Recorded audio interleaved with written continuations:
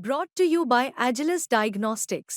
Health test की बात आती है तो मैं भरोसा करता हूँ India largest diagnostics company Agilus Diagnostics. खुद को टेस्ट करते रहो। अरे ये क्या बताएंगे, ये तो लोकतंत्र में बहन बेटी, इनको चुनाव जीतना है, चाहे बहन बेटी की साड़ी भी खोलनी पड़े तब भी चुनाव जीतना है। लखीमपुर में नहीं देखा क्या? और ये बिना परिवार वाले लोग भी दुख दर्द परिवार का नहीं समझ सकते।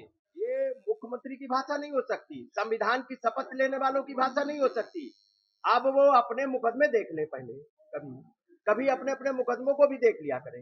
अपने बीजेपी में सबसे ज्यादा अपराधी, कहीं गुंडे बदमाश अपराधी बलात्कारी दुराचारी हैं तो वो बीजेपी में है।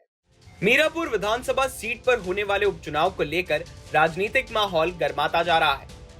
समाजवादी पार्टी के प्रदेश अध्यक्ष राजपाल कश्यप ने 11 नवंबर को मीरापुर में अपनी पार्टी की प्रत्याशी सुंबुल राणा के समर्थन में चुनाव प्रचार किया। इस दौरान उन्होंने बीजेपी पर गंभीर आरोप लगाए और विवादित बयान भी दिया। राजपाल कश्यप ने कहा कि बीजेपी वाले चुनाव जीतने के लिए बहन बेटियों की साड़ी तक उतारने से नहीं हिचकिचाएंगे। उन्होंने उत्तर प्रदेश में महिलाओं की सुरक्षा पर सवाल उठाते हुए कहा कि बीजेपी सरकार में बहन बेटियां सुरक्षित नहीं हैं।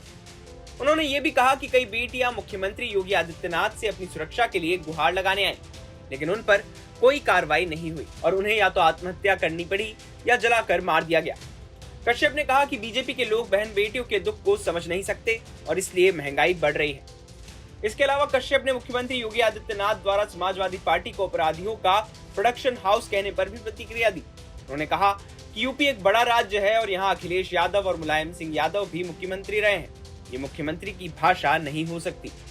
राजपाल कश्यप ने बीजेपी पर कई गंभीर आरोप लगाए, जिसमें नौकरी और शिक्षा के मुद्दे, पेपर लीक और किसानों की आत्महत्या शामिल है। उन्होंने कहा कि बीजेपी सरकार ने नौजवानों को नौकरियां नहीं दी और किसानों की समस्याओं को नजरअंदाज किया।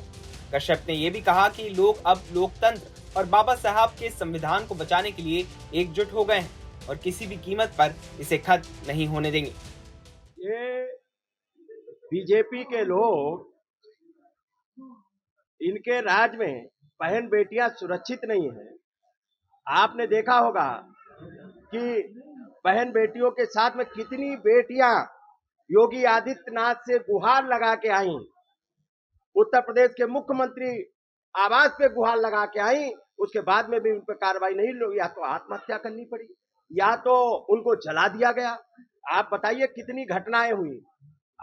ये इनके हाथरस की बेटी, अरे ये क्या बताएंगे, ये तो लोकतंत्र में बहन बेटी, इनको चुनाव जीतना है, चाहे बहन बेटी की साड़ी भी खोलनी पड़े तब भी चुनाव जीतना है। लखीमपुर में नहीं देखा क्या? चीर हरण करने का काम किया।